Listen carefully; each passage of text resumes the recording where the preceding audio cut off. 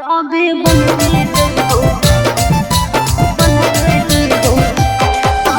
बनके जइबो तोरे घर दुल्हनिया गे छौड़ा।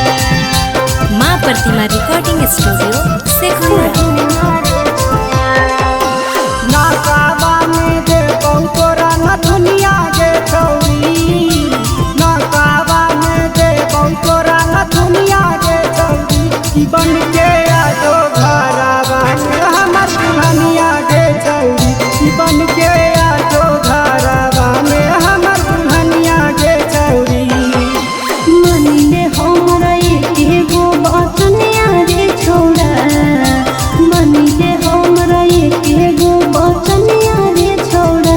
किताबे बनके जइबो तोरे घर दुल्हनिया रे छौड़ा, तबे बनके जइबो तोरे घर दुल्हनिया रे छौड़ा। मिक्स बाय शैलेंद्र बाबू। तबे बनके जइबो तबे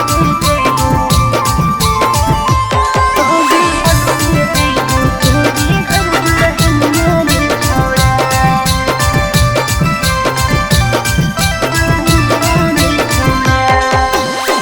नाकवा में नथिया लेबो कानवा में बाली, तबे बनके जइबो छौड़ा तोरा घरवाली। जे जे तू कहानी छौरी सब किन के देबौ। अच्छा। पटना नवादा गे सागरो घुमैबौ। पहिले सुधारी ले अपन रहनिया रे छौड़ा, पहिले सुधारी ले अपन रहनिया रे छौड़ा। किताबे बनके जइबो तोरे घर दुल्हनिया रे छौड़ा, तबे बनके जइबो तोरे घर दुल्हनिया रे छौड़ा। बनके जइबो बनके जइबो तबे बनके जइबो तोरे घर दुल्हनिया रे छौड़ा। माँ प्रतिमा रिकॉर्डिंग स्टूडियो शेखपुरा।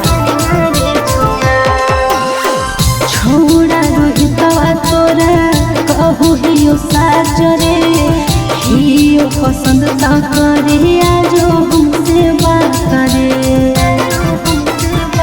कि रे बिना मधरैतौ छौरी मारबो छबैतौ।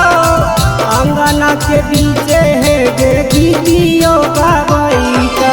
खहियो कसम देहियो तोरा बचनिया रे छौड़ा, खहियो कसम देहियो तोरा बचनिया रे छौड़ा।